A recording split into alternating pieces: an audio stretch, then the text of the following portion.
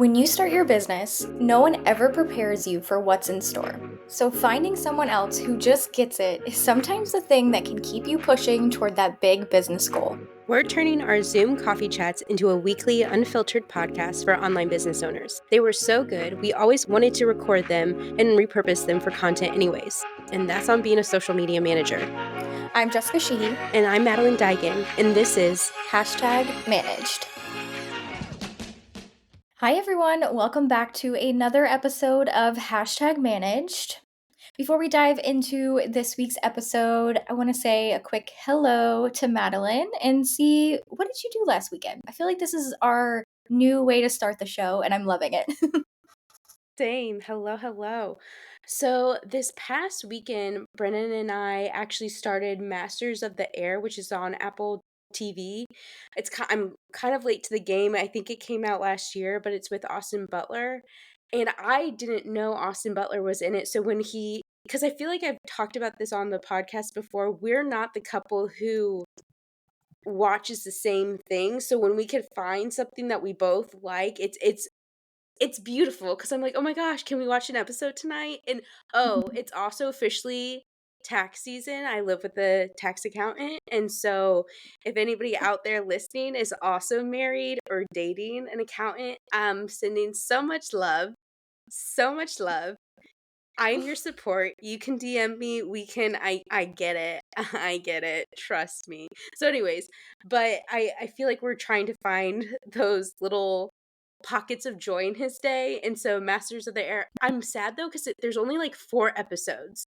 And so we've Okay. watched 2. So we're watching it sparingly. But where I was going with the Austin Butler thing, I didn't know he was in it, but we again remember the weekend before we watched the movie The Boys in the Boat, and one of the guys in that movie is in this show.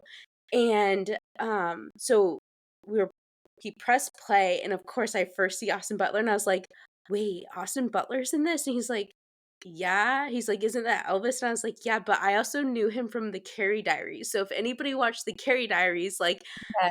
again, Yes. Sex and City is my comfort show, and like, love him. Love him. Yeah. The men in it, pretty handsome. Pretty handsome, not gonna lie.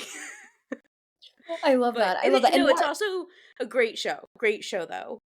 okay. Yeah, I'll definitely check it out. And I'm always looking for good, like, new recommendations. And you just reminded me because over the weekend, I don't know why, but Ryan and I are like deciding that we're kind of like, I don't want to say like redoing like our apartment and things like that. Cause really not redoing it, but we're honestly like Mhm. buying those pieces of furniture that we were like, oh yeah, we'll get that.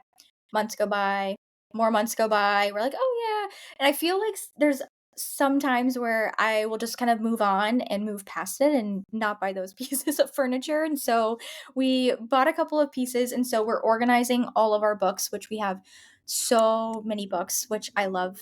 In my dream home that I'll build in the future, I will have a floor to ceiling library room. That Same. is a non-negotiable. Same. Yes, that Non-negotiable. will happen, but Ryan has the Boys in the Boat book, and he was like, "Oh, Madeline talked about that on the podcast," which I was like, "Wait a minute. First of all, you listen to the podcast," so he's probably listening now and, like, laughing to himself. But he was like, "Yeah, I'm gonna, like, read the book now because Madeline saw the movie," and so I'm like, That is "Okay, awesome. introduce I me." didn't even know it was a book. But speaking of books, you'll like this one. I need to know if you have read this one. So I started listening to Jessica Simpson's memoir. Did you read Okay, it? Have you listened to not it? yet. No, not yet, not yet. Are you loving it? So yes and no. Yes, because she's just one of those like again, I feel like obviously Brittany and Christina like were like I you just feel for her because she does have a beautiful voice. It's her voice so she's reading it, and just in some parts I'm just like, oh my god, Jessica, like, what are you sure you're sober? Like, that is so bad of me to say, but I'm just like, girl, what? Like, I love her. If for whatever Mm, reason somehow Jessica Simpson is listening to this podcast, like, again, love it. I'm halfway through. um but again, I like reading. I love these memoir books to like get to know them. And yeah, it's been mhm. interesting. Once I'm done with it, I'll report back. But Okay. I've been Yeah. I've been re-listening to her music as I was listening to it because 'cause I'm like, "Oh my gosh, she had some bops." Like, she had some Mhm. bops that I Yeah. had forgotten Well, about. I'm definitely a Britney girl, but I as a young girl, I love Jessica Simpson solely on the reason that we shared a name. Like, that was my number one thing. I was like, "Oh, wait a minute, Jessica Simpson is famous? Like, I could be famous? Like, what does this mean?" So I love I loved that. her music and, of course, she, like, went through so much, like, in, like, the public eye, but I will definitely, like, read that. Like I said in a couple of previous episodes, I'm in my celebrity, like, memoir era, and I'm still finishing Glossy. It's been, like, a crazy week, so I really haven't been reading as much as I've intended to, but Mhm. it's okay, I'll get back on that wagon, but I really wanna read, John Stamos, his memoir. I wanna read that one, and I guess Mhm. I guess we could put this under the celebrity memoir as well, but I really wanna read I think it just came out a couple of days ago, Tariq El Musa's memoir. Like, I, growing up, was a huge HGTV fan, so he was on the HGTV show Flip or Flop, and I Oh. love any show that was, like, home renovation, like, home design, even though I really don't think their design was as crazy, I feel like it was they were flipping houses, so I feel like you probably just watched the same thing over and over, but he had, like, a very crazy story, and again, anytime there's, like, something big happening, like, in, like, the news or, again, not to, like, up this or anything, but if they like, like a breakdown or something, like, there's so many sides to a story, and so, anyway, I wanna read it and just kind of hear everything that he has to say and, all of that, and so I love Selling Sunset. Well, I loved Selling Sunset. I didn't love the recent seasons, so full disclosure on that. If you guys love it, it's fine. I loved it when it first started, when they were actually selling real estate and I could, pick out my multi-million dollar mansions that I was gonna buy. But so I do like Heather, and so I kind of want to see like his full story like unfold from that. But I feel like with any celebrity memoir, I go into it with really low expectations versus going into another book because sometimes I just don't know if I'm really gonna like how they say things and how they tell stories because it is so different. But just to like memoirs, I'm just kind of dying to hear a little bit of glimpse about. The John Stamos one is it's on my TBR list because, like, Uncle Jesse, like Mhm. again, my sister's been listening to this too, which I find which is awesome. But, we were a full house, like, Mary-Kate and Ashley, again, Mhm. I could dedicate a whole entire podcast episode to how, like, their fashion Mhm. empire and all like, again, that doesn't get talked about enough, in my opinion. Yeah. But anyways, Okay. yes, Did the you John love the Stamos one. Mary-Kate and Ashley movies? Yes, oh my There's so many. Oh my yes. gosh. The Like, way my that I my geek out over books, I will do that about the Mary-Kate and Ashley movies. Like, yes. those were my childhood. No, but my best friend Allie and I, we always talk about this was a TikTok trend a while back, um, but it's like the dressing like Mary-Kate and Ashley where it's like same, but different. Like, that is such a Mhm. thing, and I feel like in middle school, like, we would do that where it'd be like same. So, like, now when her and I will go out, we literally will be like, "So same, but different." Like, we're like the vibe, like, where it's like because again, our fashion is very much the same, but also very different because we have different body types, so that's why we always joke where it's like same, Mhm. but different, and I'm just like, Oh, "I I love love that. that." I love that. That's so good. So good. Oh my gosh. Well, um, so much to catch up on. I know we're gonna dive into some really, really cool things. And of course, big hint at the title of this episode, if that's what caught your eye to listen to it. We are gonna talk about this super timely big game. And if you are not quite sure what we're talking about, we'll go into that. But first, we're gonna dive into our segments. So to kick us off, we're gonna start with our water cooler segment. So if you ever want to submit anything anonymously to us to read in can advise on, join the hashtag Manage Collective on Facebook. It's a 100% free Facebook community. We would love to have you in there. And I think I'm pretty biased, but I think it's a really fun time in there. There's a lot of support and just really awesome chats happening with so many different social media managers in different industries and all of that. So, to kick us off, this water cooler said, this might be a bit of a dumb question. I'm going to just sidebar here and say there's no such thing as a dumb question at any Mhm. stage in business and life. But I'm seriously wondering if I'm doing it right. What do you consider as effective community engagement on Instagram? I mean, liking, commenting on other content for sure, but do you also engage with your followers and audience? Like their content when it's not related with your company's niche? My client is a cafe in that case. Do you rather go on the explore page, stories, search content through hashtags? Do you also follow people? How do you find new followers and grow the audience through engagement? Madeline, I'd love to hear your thoughts to kick us off. I'm going to reiterate what you said. There is no such thing as a dumb question, especially since like I've actually gotten asked or I've been asked this question quite a bit in the past couple of months. To the point where one of my friends even asked me, so she owns a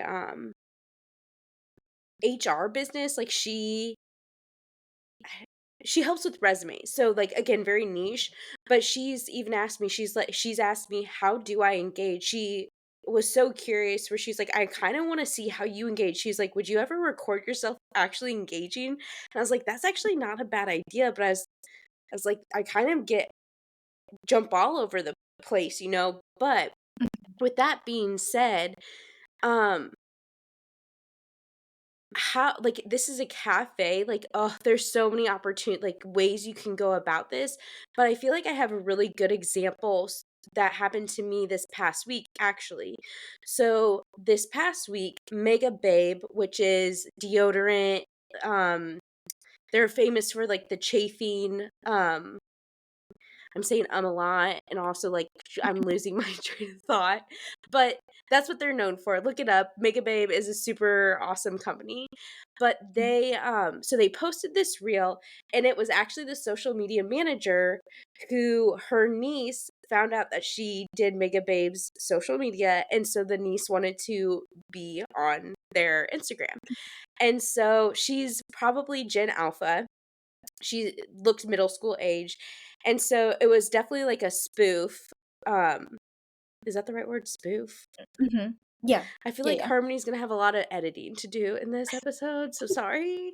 But a spoof, and the girl, you know, they're going around, they walk into Target, and she finds the Mega Babe, and she's like, I'm gonna talk about deodorant because not talking about this is so 1900s. And I laughed because I knew, like, the millennial, we all know she's talking about the 90s. And I commented even, I was like, I'm dead knowing at the fact that she's referring to the 90s. And it got the most likes on this reel, and even the creator and co or the creator and founder of it, she commented as well. And right now, if you guys were to actually go to that Make a Babe post, you'll see my comment at the very top and the founder's like underneath mine. So I'm kind of like, oh, that's cool. But where Oh, I I'm love going with this is like that is a great way. This is one of my favorite ways to engage it, because you've really started to see on TikTok where more and more brand, it's kind of like the Twitter. Like that's why I think TikTok has had so much success, is because Mhm.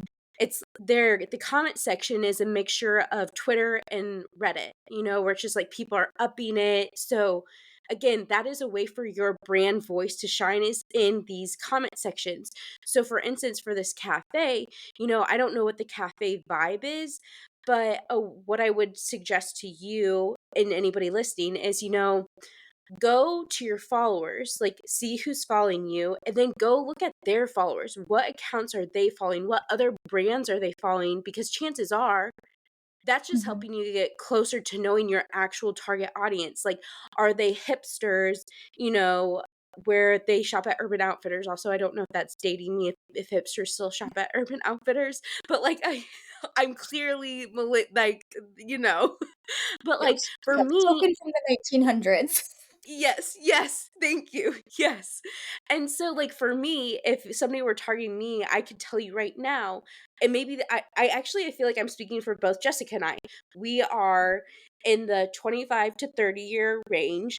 We both love home decor, so I'm gonna guess, Jessica, you follow Anthropology, like, again, because 'cause we're, that Or aspiring, like, personally, like, Anthropology is what I want my entire home to, like, look like and smell like. So, yes. also Pura, like, where it's, like, the volcano, where it's, like, I Yep. could seriously tell you literally, and now watch, I'm gonna get all these ads. But that's one way. So, like, that's a one of my favorite ways to engage, and then, yeah, so I'm going back and, like, rereading this, but I would definitely say, like, the comment section and just really understanding the cafe's voice, brand voice, to then add to those comment sections and have fun with it, where maybe it's not humorous, so you can't add humor, but I'm trying to think of a Yeah. good example right now, but those are my thoughts. Yeah, no, that's a really good example, and I love that I went through because you shared the Mega Babes reel, that your comment, I love seeing that at the very top, so of course I engaged with it because 'cause I'm like, "Yes, we're gonna keep this in the top spot." Yeah. It's in competition now, but, I think that's such a great way to, it's so natural, I mean, it's authentic in terms of just kind of how you are, like, relating to that content, and then all of the people who are in Mega Babes' audience, for example, are gonna see that, come over and just be like, "Oh, okay, that's a really good comment." I know I do that for every major comment that I see get a lot of engagement.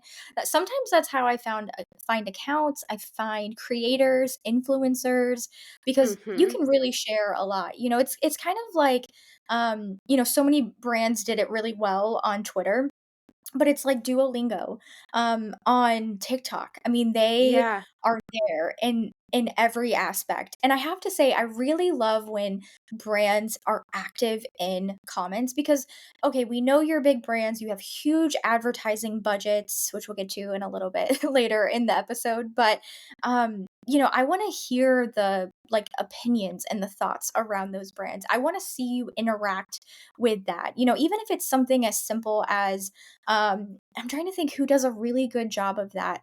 I know, like, for example, we talked about this a few episodes ago, but like Stanley is like owning the market share Mhm. in water bottles right now. And I know that, there's so much talk around Stanley and things like that. So, for example, your product might not be as big as Stanley. I mean, of course, I think that's now like our new benchmark goal that we're all striving for, which is so funny just because of the Stanley company.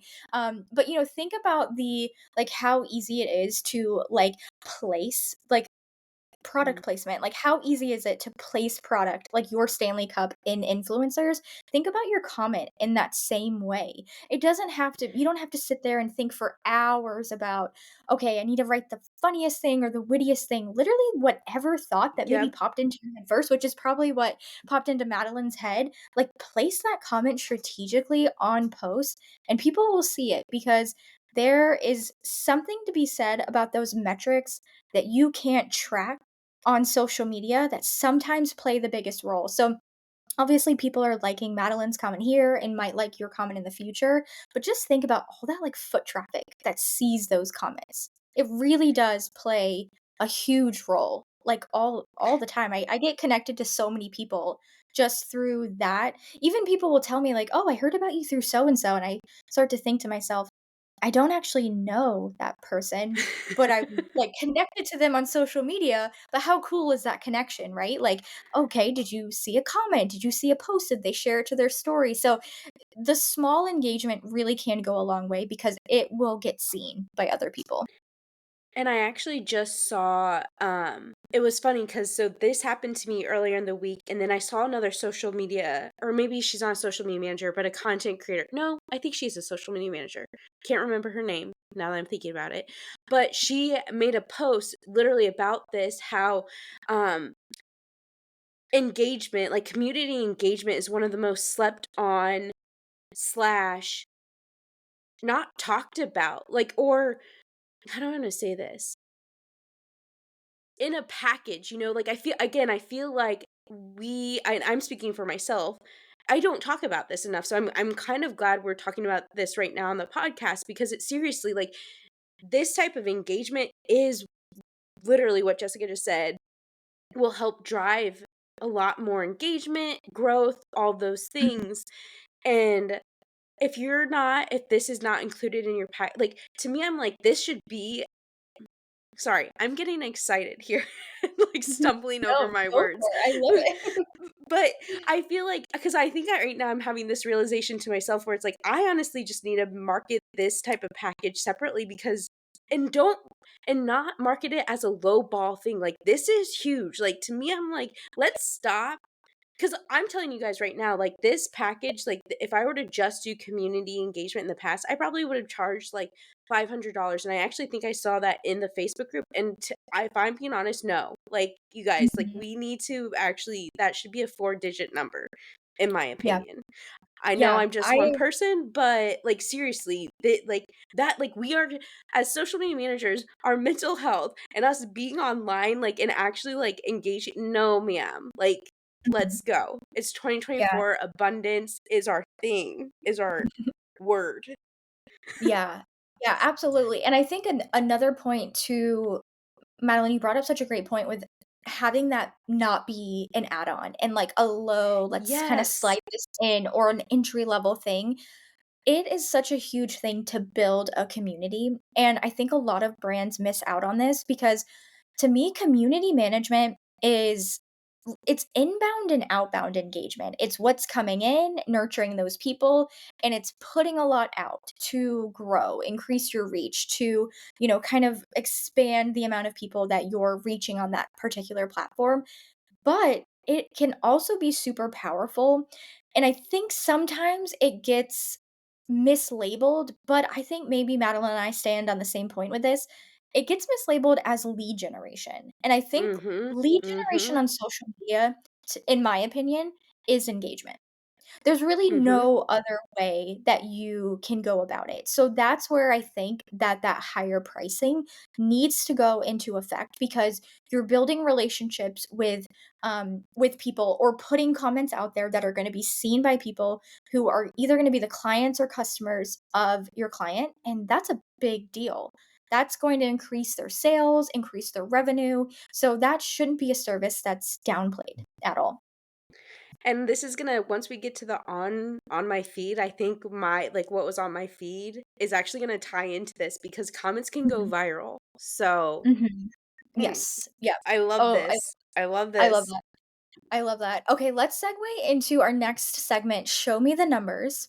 So this, I think, really plays into what we shared last week because we pulled from Later's report on the best time to post, and we talked through that a lot in previous episodes. So definitely listen to that.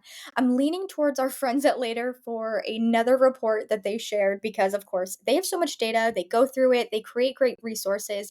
But I think this really goes hand in hand with the conversations that we've had. So they shared data around how often you should post on your Instagram feed. So this does not include stories, this doesn't include like time spent, community management and engagement, anything like that. So I'm going to read kind of this data really quickly. They shared three different posting frequencies. So they said if you're a nano account, later's putting that as 0 to 10,000 followers, that you should post an average of 2 feed posts per week. So keep in mind that can mean a lot of different things. This is an average, so that could vary from week to week. And also keep in mind that on the feed means, graphics, photos, carousels. It's also including reels as well. So kind of keep that in mind for this data. The next tier are micro accounts. These are 10,000 to 100,000 followers. They should post an average of 3 feed posts per week. And then finally, they shared the data that mid accounts, which I think that's a really interesting name, and I don't know if I've ever heard that before, that are No, I'm same. yeah, they are 100,000 to 500,000 followers. So immediately I'm like, I wouldn't label it that, but that's okay. They share that you should post an average of 5 feed posts per week. So before I kind of like pass it over to Madeline, because I'm dying to know what Madeline has to say about this, is they share, of course, this is again like from the best times to post. This is data that they pull from 19 million users. They're analyzing so much content, so many industries. Of course, then you think about, okay, there's a lot of content, but what's the quality of the content? That's going to probably really skew the data here as well, into a few different things. So I think, keeping in mind when it comes to the amount of times to post, we don't have to follow this to a T. I think this is a really good minimum of posts, in my opinion, for all of these sizes. I really don't think you should do anything less. But again, I think it's a minimum. Madeline, would you add anything to that? No, I agree. I honestly, when I read this too, it felt like a sigh of relief because I know when I first started out in this, like I had the clients who are like, we have to post every day, 2 times a day, yada, yada, yada. And I feel like there wasn't enough data out there for me to tell them, like, no, that's not the case, where it's like, yes and no. And like you Mhm. said, this is definitely a minimum. I also think, you need to take into consider, just like we talked about last week, like last week with the times we talked about your target audience. I think with this, again, I know that they're talking about the accounts in terms of nano, micro, and mid. I would also say industry, so for instance, like a boutique, yeah, that is going to be a type of client who should be posting, in my opinion, 2 to 3 times a day, because like, Mhm. just you're getting new inventory in, all that Right. stuff. But I hope this is also kind of that sigh of relief, honestly, for somebody like me who I'm just like, when you're like, take this again, the social media managers out there who are like, "Oh my god, I haven't posted to my account in like a week." Girl, you're fine. You're good. Mhm. Like, where it's like, 'cause you give yourself grace. Yes. Yeah, exactly. Yeah. I completely agree. Every industry is going to have different content to share. I also realize that they do pull out the amount of stories to share, which I'm like, wait, why did I not scroll down to the end of this report earlier when I shared this with Madeline? Okay, and that's on always scrolling down to the bottom of something. But this is interesting, so I wanted to share this as well. So they share the average posting frequency for these size accounts for stories. So again, keep in mind this is Instagram data. This is from later. They analyzed so much data over the past year in 2023. So for nano accounts, again, that's 0 to 10,000 followers, they said to share an average of 3 stories per week. I'm going to keep going through the data and then of course we'll dive into it. On average, micro accounts, 10,000 to 100,000 followers, should share an average of 4 stories per week. Bear with me. On average, mid accounts from 100,000 to 500,000 followers should share an average of 15 stories per week. So, I think this really dives into my thought and the way I'm reading this. I truly think that this is like to them, one story is literally one story. I don't think they're saying the fact that in my mind, a story, I call it a story set. It's multiple stories. Like I need to get Mhm. multiple slides out to get my point across. If I'm doing a talking video, there's no way I'm fitting it in one talking video. I'm going to keep posting cuz I'm probably going to do like 3 or 4 because I am a babbler. So to me, but that's one story. So that is not how it's pulling it. This is pulling it as one story that you're uploading. So 3, 4 and 15 to me, one, wild how skewed that is Mhm. from nano Mhm. to mid. And also, I really think take this with a grain of salt and take it with the same thought process around what we said about feed content with industry, quality, and that could mean more and that could mean less as well. What do you think, Madeline? This is one I actually like. My heart is like, no, I don't know. Like, to me, I think it should say 3 stories per day, 4 stories per day, 15 per day. Yeah. Just because, like, again, Yep. I feel like so many people are in your stories, like where I understand lesser number in the feed because I personally feel like not as many people are spending as much time in feeds, like, they're spending time on the Mhm, reels. You need a beginning, middle, and end. So, doing mhm, that with I agree. one story? No. I don't Yeah. know. Yeah, I mean, how are you gonna really hook, line, and sink into Yeah. whatever call to action in one story? It's gonna be super, super limited.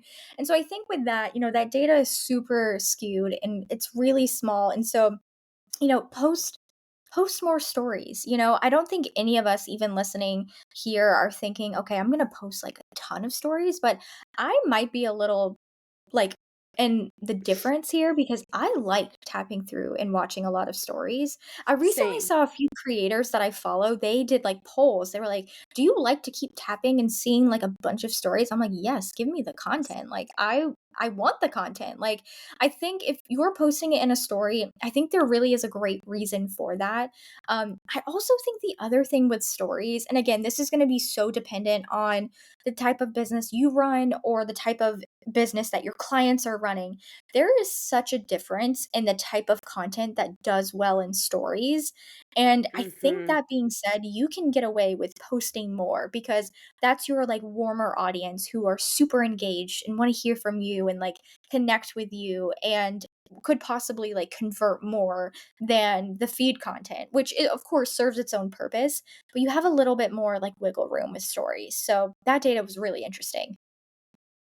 Yeah, I agree with everything you just said, especially the tapping part because I've found so one piece of content that I feel like I always copy paste, I copy myself, is the this or that's. Where it's Mhm. like this or that self-care version or edition. People love it because they're fascinated. Yep. And I honestly love trying to come up with new ways. One that again, if you listeners want to like take this, take it, run with it, is doing a series where it's like you can only choose one. So it's like, let's say it's the beauty Mhm. industry where it's like mani, massage, facial, pedicure or something like that, where it's like people Mhm. are again, where it's like that making it relate to your industry, but people have Mhm. like they have and that and unpopular opinions. Personally, I get Mhm. so much engaged. People love sharing their unpopular opinions. Like people are Mhm. here for it, and when they can do it anonymously, they're like Yes. anonymously in the sense of obviously they know the social media manager is gonna see it, and Mhm. also which I find funny because I actually, um, did one pull or whatever, and I actually had a past client, like, reveal something to me, and she's like, "Isn't it fun, like, you knowing that you're the person we reveal our secrets to?" And I was like, "I've never thought about it that way, but yes, I love that for Mhm. me." Yeah. I love I love that that. for me.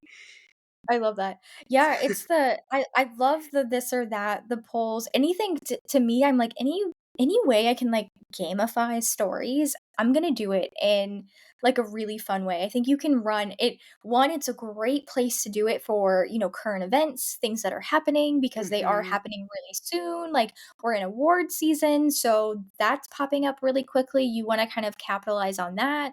It's kind of like gives the vibes of, like, live tweeting during, like, Yes. award Yep. season in the past or, like, premieres of shows or anything like that, like, it's kind of along the same lines of that, and I think that's what makes stories really engaging. So I think that's, like, a great, like, story for anyone to take for any industry. Yep. Yep. I love that. Um I love that. Okay, well, moving on to our next segment on my feed, I wanted to share something that I actually saw this a couple of weeks ago, but it's been in the top of my mind because I think this is something that is one so top of mind for social media managers? It's not directly related to, like, the work that we're doing. We are probably pulling it in for a lot of content we're creating and, we're probably always asking our clients if we have it. And it's always so interesting to me as a consumer to read reviews of different places. So, this story headline is why Divi. And so Divi is a hair serum company started by Danny Austin, who is an influencer, OG beauty YouTuber. believe she had a podcast. I don't know if she's still a podcaster. Huge TikToker, Instagram following, and she created this product called Divi, and she worked with people who gave negative reviews of the product to launch new products for the company. And so, a little bit of a backstory is she, of course, if you haven't heard from her, definitely go look up her story. I'm sure there's probably a lot of like brand story elements on the Divi website itself, but she needed the product in terms of her own hair loss journey.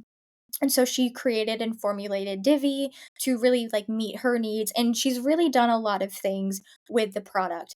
I also think like a subheading here too is how fascinating it is that influencers always do this, and I think more and more content creators are doing this as well, but it's the influencer content creator to product business CEO pipeline that is so fascinating to me. I love Yeah. this. Like, in a few years when this is a college course, please invite, like, Madeline and I to it because Both of us. Both of yeah, us.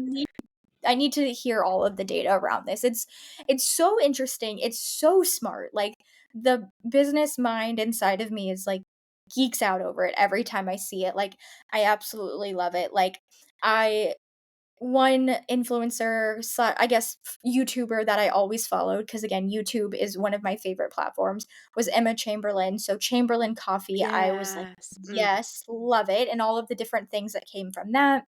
And so I think that's interesting in and of itself. I think that really plays a big role, again, tying into the like importance and market share that influencers and content creators have.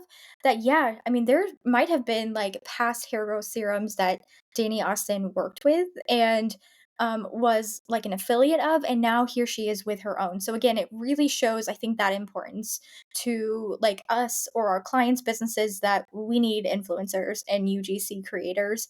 It really goes a long way.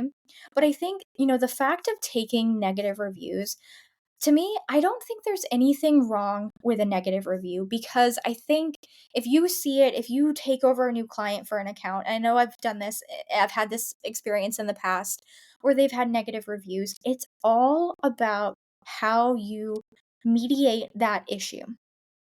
You either do or you don't. And your audience or potential customers or clients are already making assumptions in their head. So I know for me, when I travel somewhere, I typically stick to like the same hotel chain, but of course there's, so many brands in that portfolio. And so I'm always reading reviews because I'm sorry, when I travel, I'm super picky about where I stay. I'm a homebody, so, like, I need it to be, like, up to what I think are gonna be, like, my homely standards, and so I read through so many reviews, and if I see the hotel owner or the manager replying with a mass copy and pasted message that is so filled with corporate and legal jargon, I'm out. Like, to Mhm. me, I wanna know that those issues were fixed. And I know people leave reviews if they are passionate in one way or another, in a positive way or in a negative way, which is really great when it happens. But it's all about how we respond. So I wanted to share this because I thought it was so awesome that Danny Austin is using these negative reviews of the products to create new products for her audience to one, increase their lifetime value, but also probably win them back as customers of the brand, which I think not a lot of businesses, like, we're always so focused on how do we get new business. Like, let's focus on the repeat business. Do you agree, Mhm. Madeline? Yes. Yes. And I really applaud businesses who don't run away from the negative reviews because to me that's your learning Mhm. experience. And I'm Yeah. after like reading this, just a few other companies, one that I can think of right now is back home in Indiana. It's one of the best brunch places. Again, if you guys are ever in Indy, it's called Patachu.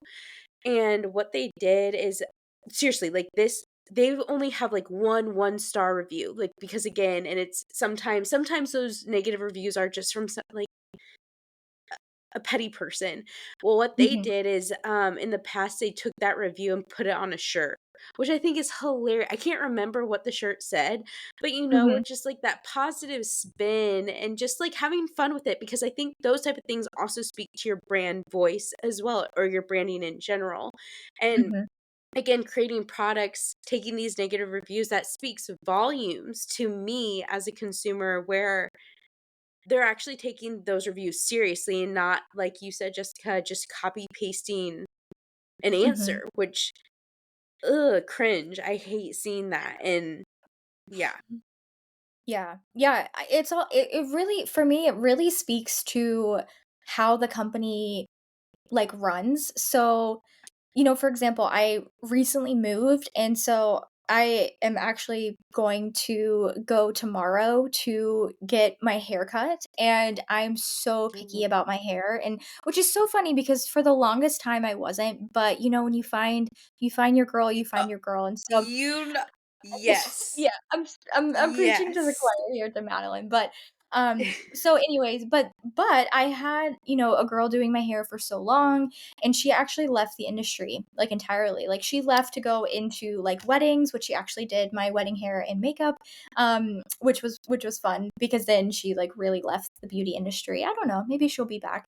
Um, Really, really great at blonde, which, makes a huge difference, Mhm. especially with the kind of care that it needs. And so then once she left the industry, she referred a couple of her, what I like to think maybe favorite clients to her mom, who is also really great with blonde. So I had been going to her. And so anyway, I recently moved and I don't have any trips like planned to go back home. And I'm kind of at that point where I'm like in the middle of January and, it's the winter. And when you just like, you're like, okay, my life feels like a mess. Maybe I just really need a self tan and like take some vitamins and then like I'm gonna like do an everything shower and then I'm gonna be okay. So I'm doing all of that and I'm like, wait, I also just think I really need a haircut to like, get my personality back. Like that's that's what I think I need. And so, anyway, I probably annoyed Ryan so much this weekend because I am like doing my research. Of course, I'm reading so many reviews, right, Yeah. of all these places. And, of course, if you're ever talking to a guy, no offense, maybe some guys listening here are really great with booking their appointments, but my husband is not. So he's Nope. like, can't you just go here to this hair salon? I'm like, you don't even get it. This months needs to go into this to and then I have to mentally prepare for the appointment. But no, so I did my research and I saw a lot of really great reviews. I saw a lot of not so great reviews, which again, I do take with a grain of salt because as someone who like has worked in salons and spas, I know Mhm. that sometimes it really has nothing to do with that service provider. Again, it's all about the experience, but I want to see the customer service response, which social media plays such a big role in customer service that I really don't know if a lot of brands remember that right now. I think in 2024 we can really shift back into that mode, but we really need to up customer service up in store, online, on social media, but I think it really needs to happen. So, anyway, this is such an awesome story just to kind of take and read. And if you guys, look up, Divi founder Danny Austin negative reviews, you'll definitely find this story if you want to kind of read more. And piggybacking off of that, though, about customer service in the salon industry, actually, I have to this is a side note, building on what you just said, not going home. So actually, I'm at the point where I'm actually gonna go back to my hometown hairstylist because I've tried a lot here in Charleston, but I'm not gonna lie to you guys, the customer service just hasn't been it. It just hasn't Mhm. been it. And shout out to my girl Kimber, who she knows where I'm like, if we ever make it big, you're my glam squad, boo. You're my glam squad. And also, she's done an amazing. Also, shout out to Tone Studio or Tone Salon in Fortville, Indiana, because she you guys, she spoiled me. She spoiled me, and I think that's all she ruined me because, like, again, Yeah. like, my standards are here. Like, my standards are up here if you're watching, like, here. And so Mhm. I'm just like, "You've ruined me." But piggybacking off of the whole customer service, what was on my feed this week was a TikTok, and it was a guy who worked for Nordstrom's, and he was going on a rant, and again, I'm gonna be better about posting to our actual hashtag managed Instagram next week, guys. I promise you. So like get ready for that. Like we are going to be engaging with you guys on that Instagram. So be sure to follow us at hashtag managed not hashtag well, obviously follow hashtag manage collective, but like again, follow the podcast as well because Mhm. we're Yeah. gonna ramp it up. But anyways, he goes on to talk about how Nordstrom customer service, like that is, and I want Jessica to speak here because I didn't know this. I sent this to her and I discovered that she worked for Nordstrom's and I was like, hold the phone, what? So, anyways, Yeah. he goes on and just is talking about how Nordstrom customer service, like that is what they built their empire on. And he went on to say, how boutiques now, like boutiques are where it's at because like right now the buyers even at Nordstrom's, like it's not it. It's and honestly, the past time so here in Charleston, we don't have a Nordstrom. Back home in Indiana, we do. It's been great for my bank account. Even though I can obviously go online, I'm still such a like I grew up going into boutiques with my mom and I've always been a boutique girl, but obviously I love Nordstrom's. Like again, because like I still recall those experiences going into Nordstrom Yeah. like as a teenager, and it's just like they had the brands that I wanted. They had like they just made you feel like the it Mhm. girl. And I think he even says that in this TikTok. Mhm. And one of my best friends, again, she worked at Nordstrom too, and the past couple of weeks, she's told me that she's had really bad customer service going into Nordstrom's when trying to return something. And she's Mhm. just like, she laughs because she's like, she'll voice message me and she'll be like, get this. And she'll like tell me it. And she's like, the audacity, because she's like, I'm laughing at these people because she's like, I was in customer service. Who, like, what Mhm. happened?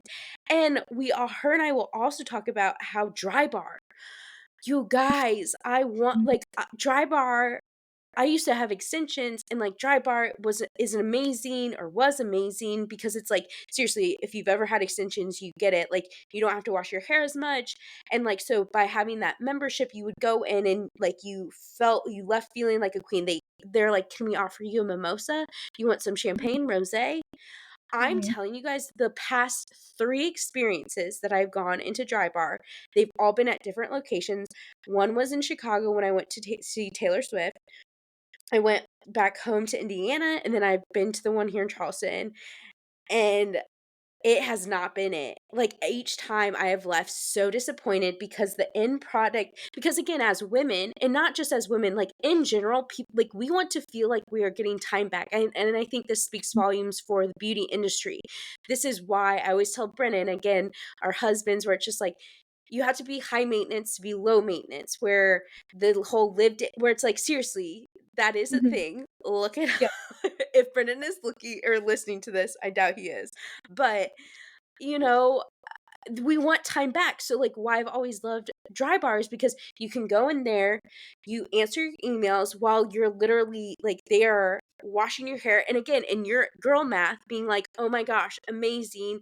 I get more time back in my day because I now don't have to wash my hair for like 5 days. You're just gonna throw that dry shampoo on.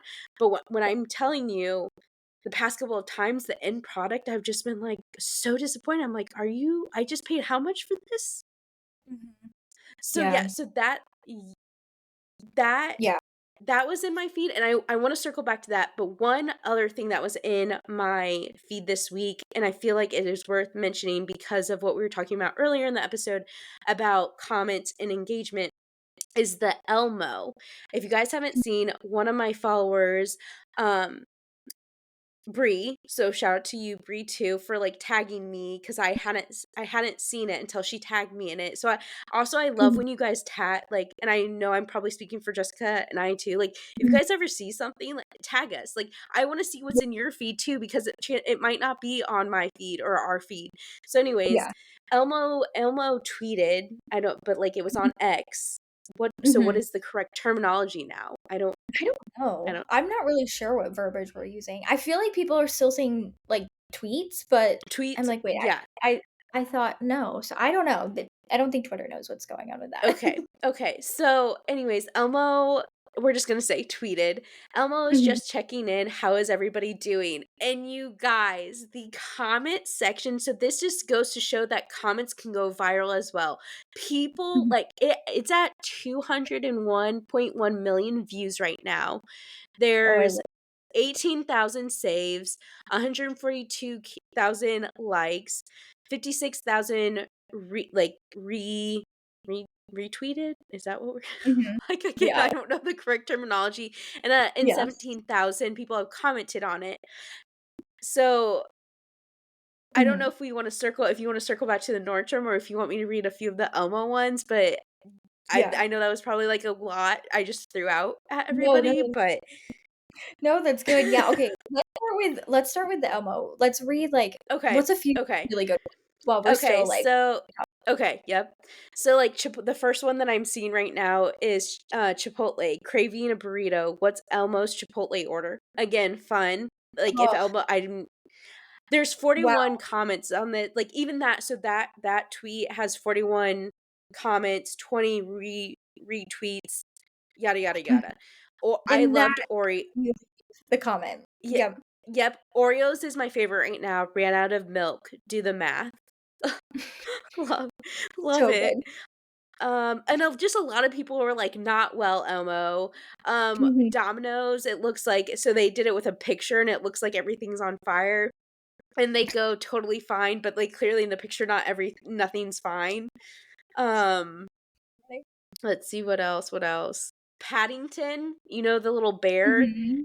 Yeah, yeah. Hang on. He goes, "Dear Elmo, it was kind of you to check in on me or in on all your friends this week. I have been busy making a lot of marmalade. How are you doing?" Again, that's so funny that it's just like that Mhm. movie and the fact that even Paddington has a Twitter, like, or an X, like, I know. interesting. I love that. I know. I Um, love that. It's a fun social media role. right, Duncan, I could honestly use an iced coffee. Again, Mhm. smart. Yep. Um, Calm. Ooh, this is a good one. Calm did deep breath over here, Elmo, again with using one of their gifts that they made. Mhm. Um, I'll keep looking, but yeah, I think it's these type of opportunities that to me I'm like these not only are the can a big brand shine, but your small business can shine too. Like if you Yeah. hop on Oh, it yeah. at the right moment. Yeah, absolutely. Yeah, if you just do that response that's so unique to your brand or the account that you're managing for your client and leaving that comment that again is so genuine and authentic and it doesn't need to, be the wittiest or the funniest because I think all of those together are all really strong, but they're all so simple. So I think that's what really works well with comments, engagements, kind of jumping on trends. To be honest, I think sometimes we don't always have to jump on a trend and make something spectacular. It doesn't have to reinvent the trend. We can just share and add our own take to it, which I think is really, really fun. So I love that. I think the way that people have responded, and I've seen people take like, a picture of Elmo or like something and turn it into like some other like meme as well, which I think is so fun because it's kind of one of those memes that's like evolving. I think sometimes a meme goes it doesn't go too far, but it just kind of builds, like, on itself, Yes.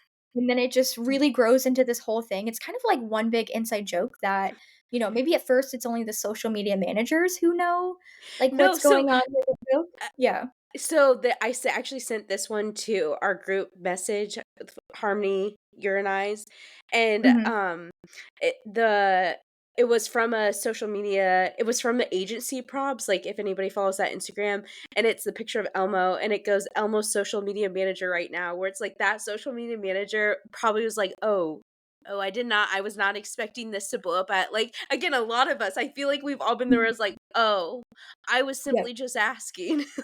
Yeah. Like, I wasn't expecting this, but okay. Yeah. Oh my gosh, I love that. No, it's so, so good. Such a fun meme too. I love when we, like, live in these moments of, like, memeable moments that we'll think back to, like, Yeah. in the future. At the Maybe end that's of the just me l of that social maybe media our, like, manager. one of our last episodes of this year where it's, like, reminiscing on all, like, the trends for Mhm. the year. This will like, let's put a bookmark in this one. Yeah. Okay, we need, like, the every social media platform needs a wrap for, like, what were Yes. the most memeable moments and what really stuck out, and who had the best responses. It's probably Oreo, it's probably Wendy's, it's probably, like, all of Yep. these, companies Yep. that are always kind of jumping on that, but no, so, so good. And I know we were talking about Nordstrom and Dry Bar and just kind of the whole, like, experience for that, which to me is crazy because like Madeline mentioned, I worked at Nordstrom many years ago, and the onboarding process was very thorough and a big part of even the interview process because it was a little extensive of an interview process. It was for a store that was opening, so it was kind of like a long period of time. It was really cool to like be a part of the team to like open the store, and it was a lot of like hard work if I'm being honest. It was a lot of things that Mhm. went into it. But it was really cool to see like just how, the operations worked and how the back end of things worked. But they really drove in one of their brand values being the customer and how it was such a big deal. And I mean, there used to be a time where you could go shop at Nordstrom, you could walk in at 9 p.m. Maybe they close at 9:30 and you're like, "Hey, I got invited to a wedding last minute. Can you help me find a dress or style me for the weekend?"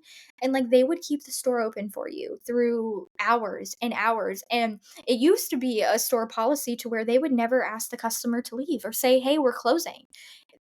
And there's been times, and even I remember my managers that I worked under, they were like, "Yeah, I've been in a store once and we were open till 1, 2 AM. Someone was buying." So it was like we were there serving Wow. for that cause. We were not closing down.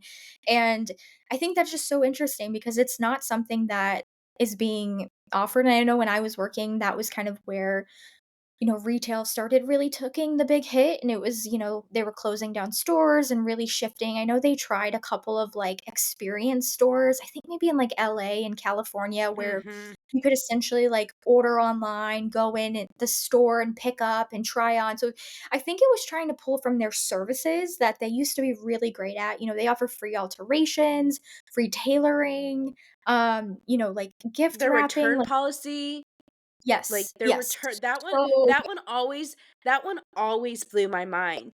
I will never yep. forget, again, I think my mom, like, I'm trying to remember, but she literally returned something that I can't, like, but it was years, like, years and years, but maybe, again, she didn't wear it, but, like, they took it. They were like, "Yep," and that blew my mind. I was like, "That's kind Mhm. of awesome," but I was just like, "Whoa." Yeah. Yeah, and so Madeline and I were messaging about this, and I don't know if I shared this in a message, but I recently went in, with Ryan to return something, and it was something that was a gift that my mom had bought him for Christmas, and which is so funny because my mom keeps all of the receipts. She just couldn't find a receipt or gift receipt, which just was interesting because she always has them. Mhm. Also, I for some reason, she didn't buy it on her Nordstrom account, which I felt like was weird. I was like, "Hey, that's so random too." And then I'm like, "Well, maybe it's under mine." It wasn't under either. And so that was interesting. And so, we're just talking like really all we needed to do was exchange it. It just needed to go Mhm. to a different size. And not a complicated thing. And so I remember as soon as we walked up to the line, and so they really switched things around and now it's just like an order pickup, like, that's the way they kind of rebranded customer service, and Yep. so it's order Mhm. pickup. And I remember we step in line, I think someone stepped in line in front of us and someone was behind us, so the line was it was a little full once we got there, and immediately the 2 workers that were there were like, "You could go to any, like, kiosk around the store." And I look at Ryan, I'm like, we actually just came from the men's department. They told us to come here." And I'm like, because they couldn't do that type of return at their computer, which at one, I'm like, that's probably not true, but Uh-huh, okay, uh-huh. fine. It's fine. It's not that Yeah, big of a deal. Like, I'm more than happy to go to a different department. Again, we're just running errands. Like, it's not yep. like an inconvenience for us. And so we're doing that. And so we get up to the person who's helping us, and we're like asking them, we're telling them what happened and how we just came from this department. They said that, we come down here, you'd be more than happy to help us. And it was one of those things where I just didn't know if they didn't know how to do the return or if they didn't want to do the return. I think it was a little bit of both. And so, like, I never want to be that like rude person of, oh, I used to work here. Let me show you like how to do it, like even though it's like, okay, wait, hold on, I'm not a part of the company anymore. But genuinely, I just want to like help. And so they know how to do it. Cause I know there's nothing more frustrating than when you like start a new job and you don't know the like processes. And, you always have that one customer that's like, work faster or do this differently. So Yeah. I really did mean it. Like, I was telling Ryan, I'm like, I mean it in a really good way. But it finally happened, and we eventually, like, they, did the exchange, and so they didn't have it in store, which was the big holdup for us anyway. And so they had to ship it to us, and it was just this whole thing. We eventually got it, and so that was good. It's now like settled now. And it's funny though, because and maybe because I've been like a long time customer, like even before I worked there and by working there, and then even after, I feel like it's still kind of is still instilled in me, but I'm still going to be a Nordstrom customer. It's one of those things that I love to go there for the experience. I love to shop for gifts. I'm from Tampa, and so I don't live there now, but it's so funny. It's so nostalgic to me to go to the Tampa Yeah. store. That's the one that I worked at, but to go there, it's just this thing. I like to go there. It's Tampa, so there's, like, palm trees on the entrance, and walking in, I know where everything is in the store, and it's Yep. big, and it's open, and it's airy, and, there's a Brazil restaurant in there, which when That I is forced Ryan to awesome. go there, he's like, "Wait, why are we going to a restaurant in the back of a Nordstrom?" I'm like, "You'll get it in a minute, hold on." So, it's one of those things that the experience is always so important to me, and so, no, I think that's so unfortunate where sometimes I think brands lie, like, even like, a online or social experience, like, it Yes. doesn't have to be. Mhm. No, but I feel that. I feel that way about the Chicago Nordstrom. I would go there, like, because it's on Michigan Mile, and I had a lot of classes downtown, and when I just needed like, if I was just having a bad day, Nordstrom felt like home, so I'm with you. I will always be a Mhm. Nordy girl, but me hearing some of the stuff, I'm just like, "You guys need to, like, get your stuff together here. Please and Yeah, thank you." yeah, I agree. Oh my goodness. Okay, well, one of these days, we'll definitely, like, we'll go show each other's, it's like, it's Yes. hometown, it's home Nordstrom's, like, that's Yes. managed edition, which I think I will be love that. so which will be so fun. Okay, but guys, let's dive into something that's pretty big. It's pretty timely. So we wanted to kind of share about it in this week's episode, just really gearing up to the big game. And so, I think one thing that's really important. So obviously on upcoming Sunday is the Super Bowl. So if you're creating any content that is promotional, a campaign, or anything along those lines regarding the Super Bowl for your clients, know the do's and don'ts of doing it because Mhm. the NFL owns a lot of trademarks and just a lot of things. So I'm going to run through there's a really great list of kind of the do's and don'ts, and there's only a few points to each. So I'm going to run through those now. So kind of bookmark maybe this timestamp in the episode if you want to go back to it when you're creating content. So a few don'ts. Don't use the words Super Bowl or Super Sunday. Those are two phrases that are trademarked. The NFL also owns the trademark game day, back to football, which maybe I'm not really a football girly, so I don't know what that means. So I wouldn't use it. So Ryan's probably listening like, "Oh god, I have to explain that now." They also own first and goal. I do know that, so I can really say I know that. Avoid using specific team names. So I know in the years past, there's been times where maybe clients that I've worked with have been a big fan of the teams that are playing in the big game. Don't use that in content. Don't do a promo around it. Don't try to make a coupon code using that or anything at all. Stay away from those trademark teams. I think it's safe to say the other two things on the don'ts list are stay away from using the NFL logo or the team logo that the two teams logos that are playing. And then finally, this one is one that I did not know. Don't use a football player's name. That one was interesting to me as well. But it makes sense that we are saying it out loud. So you're probably thinking, okay, should I even post? What can I post at this moment? Yes, you can post. There are a couple of things that you can do. You can say the big game or big game. You can use general football terms. I don't know if Madeline and I know what those are, but I'm sure if you guys Google them, you could probably find those out. Um, so we can't help you there. This is not a sports podcast. Yeah, I'm gonna ask Brennan. Maybe I'll make a little graphic where it's like for those of you who are actual like general football terms. Maybe like Yes. touchdown, first Oh, down. oh, yeah, that's Me a good one. Yes. Yeah, there you okay, but you go. can't use goal though. So I Oh don't know. yes. It's super tricky. So I don't know. We're gonna need to consult. So we have Yes. some outside sports consultants that will ask for of the episode. But yeah, just good to know. For designs, you can of course use, the shape of a football, themes, right? So grass, footballs have like unique leather texture that could really work. I'm sure there's a ton of like stock images on like a football stadium and things just that aren't branded. Kind of think about it from that standpoint.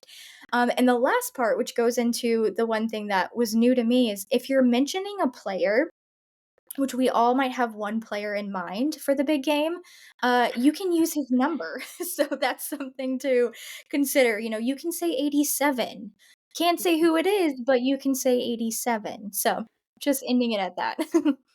And I think too that like for our Swifties, like putting it in girl term too, where this is why Taylor herself, like she has so many trademarks. And I think I knew a majority of these from working at Adidas just because again where I was in the licensing branch of like NCAA and that stuff.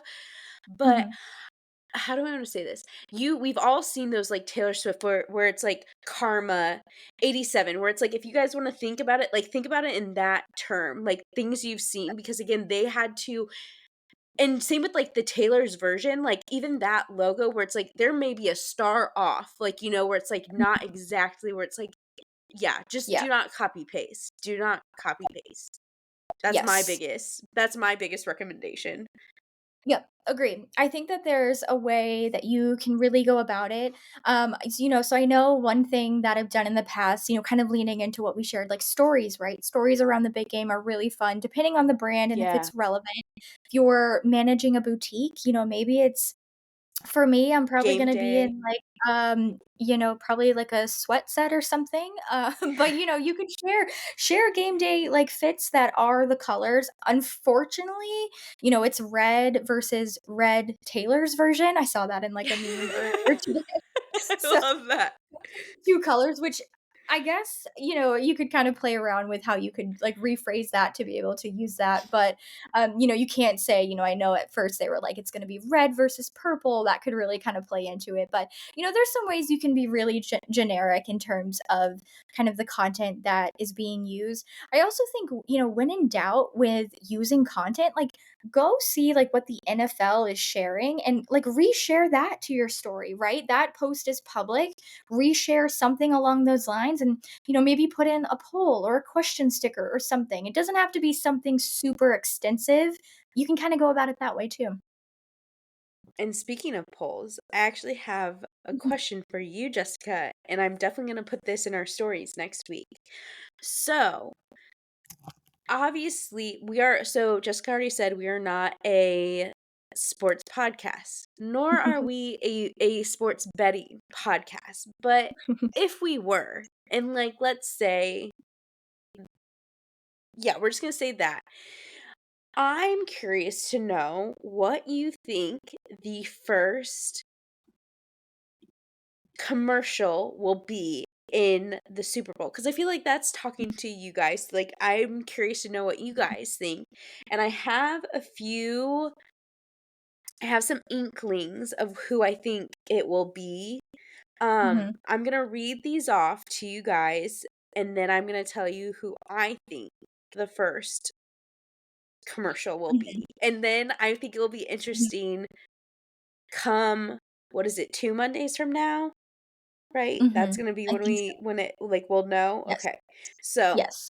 Here are the contenders: Nerds, Oreo, Drumstick, Uber Eats, Booking.com, Hellman's, BMW, Coors Light, Popeyes, Dove. There's so many great brands in that list, and I have to say I'm definitely a marketing nerd because I can probably Mhm. picture a lot of previous ads from all Right. of these companies. This is where I want Robin's, like, what is her handle on TikTok, who we love? Well, Robin, who yeah, does Girl our Boss Town?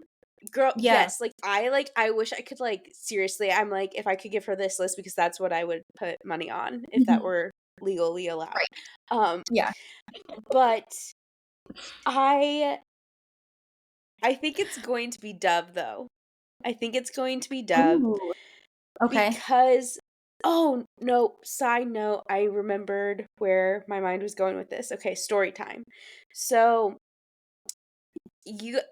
I am not a football girly nor a sports girly in general probably, but Brennan is. Like he loves football. Like football season is he loves football season. So anyway, we were talking the other night and he would I guess we were just talking about sports betting in general, like it is what it is. We were just talking about things like the first things that you can bet on.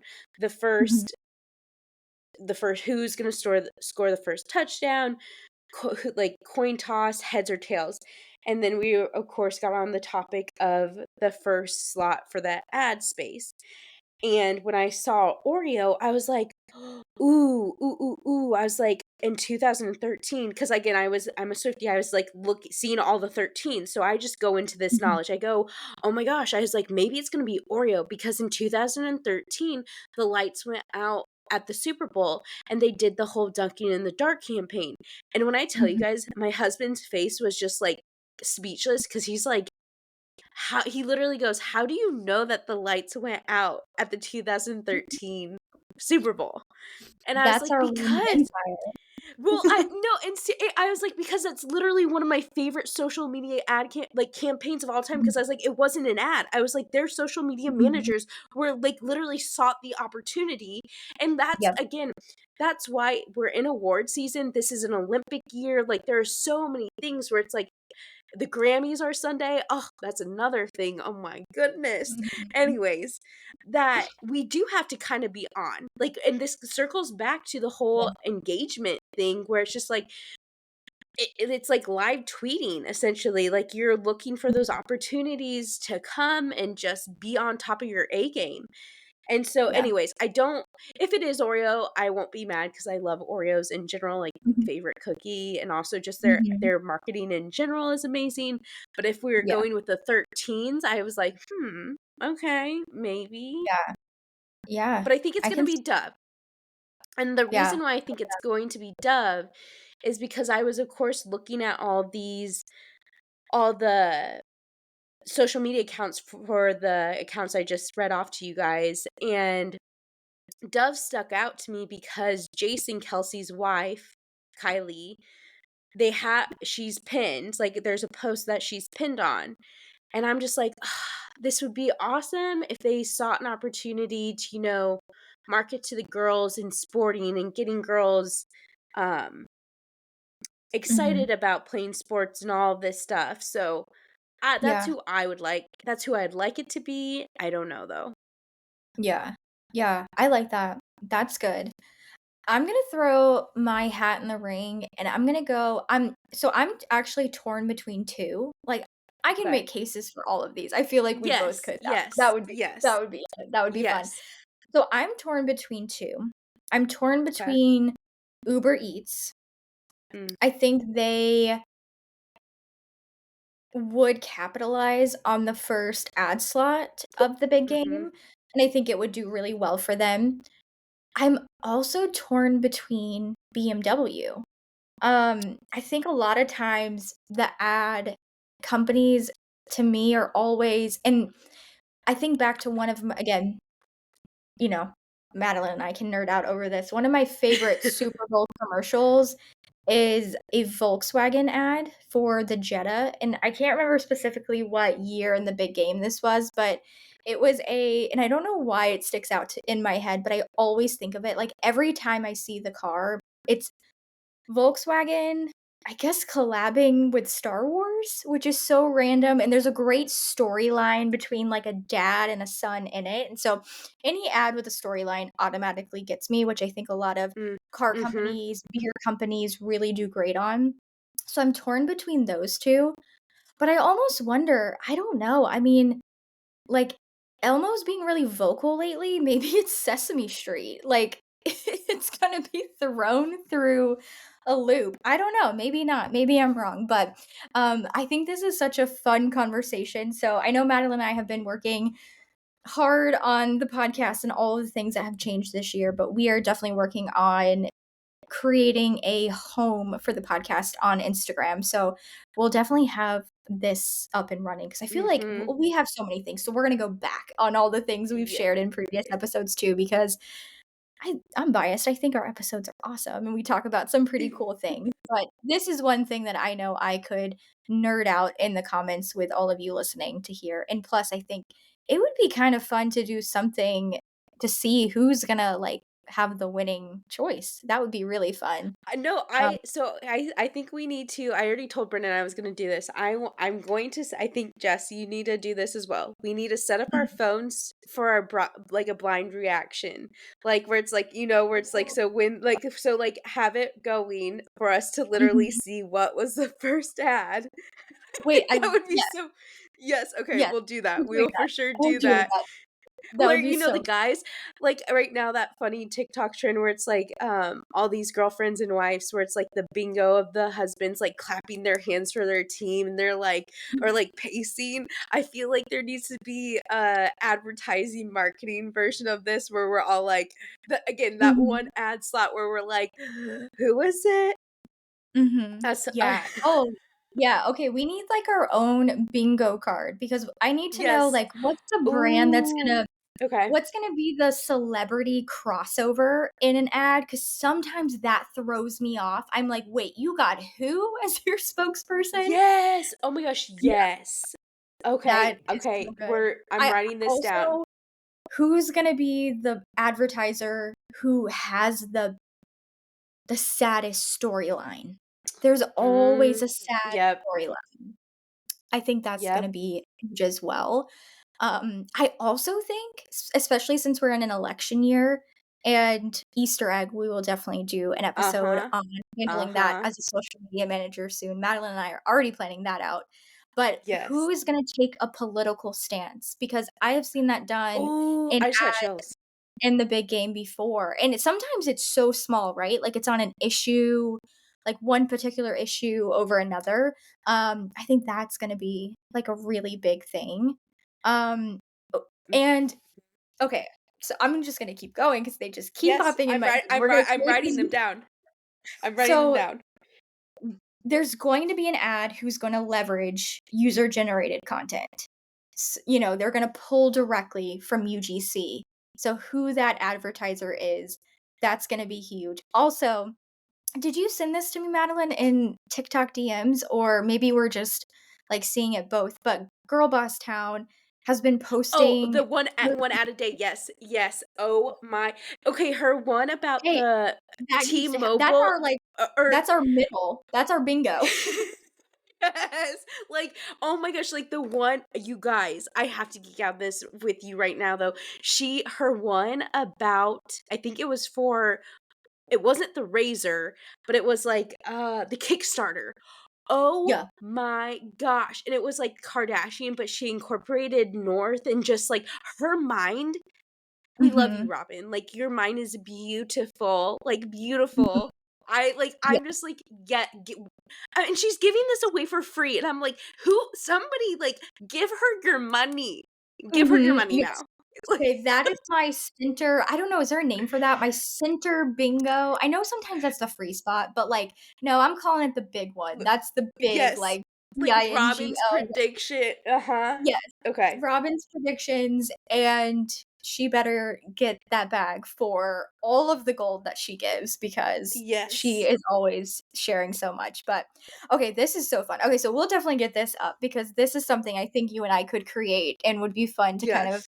see like how that comes to fruition and go from there. But I know we talked about so many things today. So if you guys have any thoughts, any questions, any predictions, any, of course, also to any um, guidance you guys are looking for around marketing for the big game, definitely be sure to check the weekly thread every Monday inside of hashtag Manage Collective, our free Facebook community on Facebook, and we will kind of have a discussion with all of you about that. But yeah, if you made it this far into the episode, thank you for listening Thank to you. us. We are Thank you. definitely Thank you.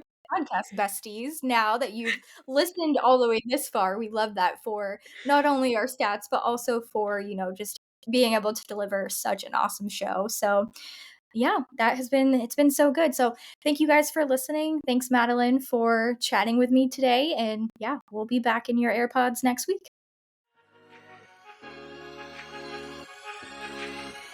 Thanks so much for listening to this episode. If you haven't already, hit that follow button, and if you really love us, be sure to subscribe wherever you are listening from. And if you want to be one of our online besties, you can shoot us a DM over at hashtag managed on Instagram and let us know what your biggest takeaway was from this episode. Or, you could also share all your deepest, darkest secrets. Kidding, but we mean it when we say you can shoot us a DM. We love building real, authentic relationships with you.